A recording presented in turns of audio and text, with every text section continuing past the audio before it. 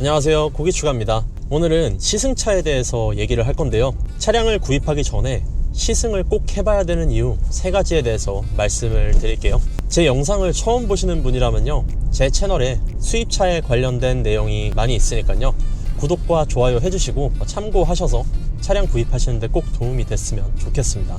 자, 일단 첫 번째로요, 내가 구입할 차량의 미래를 볼 수 있어요. 수입차 딜러분이 자주 말씀하시는 건데, 시승차 같은 경우에는 관리가 잘 안 되고 많은 사람들의 손을 타고 급가속, 과속을 많이 하기 때문에 차량의 상태가 안 좋다. 그래서 소음과 진동이 크기 때문에 지금 구매하시는 차량, 고객님이 받을 차량은 훨씬 소음과 진동이 덜할 거고 이 차량이 더 그런 거다 라고 말씀을 하실 거예요.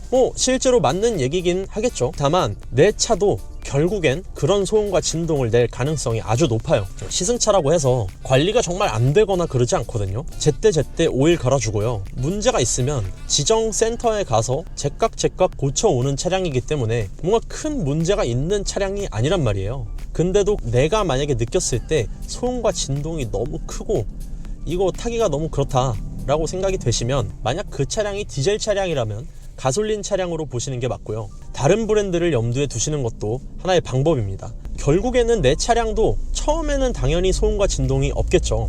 근데 타다 보면은 어쩔 수 없이 소음과 진동은 생기게 돼 있거든요.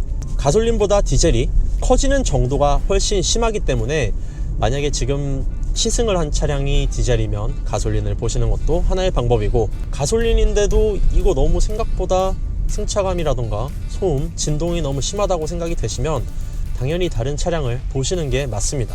관리를 아무리 잘해도 차량은 노후되기 때문에 내가 차량을 오래 탈 거라고 생각하고 구매를 하시는 거라면요, 차량 꼼꼼히 보고 구매하시는 게 좋겠죠. 그리고 둘째는요, 시승을 해보는 데는 돈이 들지 않아요.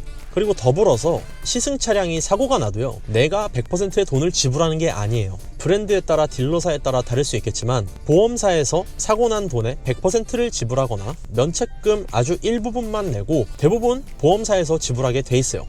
다 보험이 들어있기 때문에요. 내가 돈을 내지 않고도 시승해 볼 수 있는 기회인데 그걸 안 할 필요가 없는 거죠. 우리가 살아가면서 집 말고 가장 비싼 물건을 사는 거 사실 차 아닙니까? 내가 사는 집을 살 때 집 안 보고 결정하지 않잖아요. 집 꼭 보고 계약하시죠. 근데 차량 같은 경우에도 꼭 타보고 계약을 하시는 게 전 당연히 맞다고 생각합니다.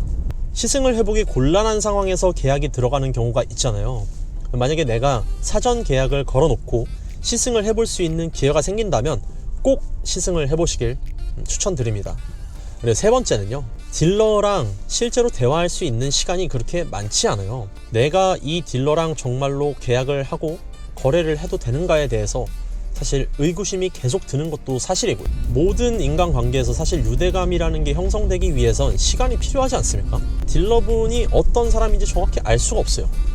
근데 딜러분한테 이것저것 물어볼 수 있는 아주 좋은 기회입니다. 내가 운전을 하면서 모르는 것에 대해서도 물어보고 이 사람이 정말로 친절함을 베풀 수 있는 사람인지에 대해서 판단할 수 있는 기회이기도 하죠. 사실 딜러들은요, 시승시켜주는 걸 별로 좋아하지 않아요. 나한테 시승을 받고 다른 사람한테 가서 계약하면 내가 에너지만 쏟은 게 되니까요. 그래서 시승을 안 해주려고 하는 딜러분도 더러 있습니다.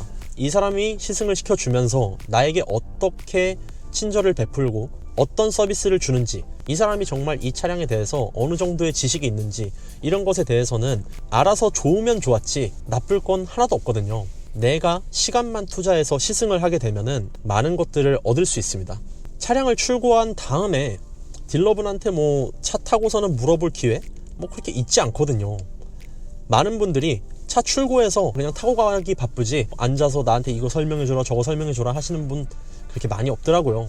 애초에 계약하시기 전에 차량 꼭 타보시고 같이 타고선 이 차에 대한 기능에 대해서 충분히 인지를 하고 물어보시고 이 사람이 어떤 사람인지도 알아보시고 그리고 나서 계약을 하시는 게 정말 좋을 거라고 저는 생각을 합니다.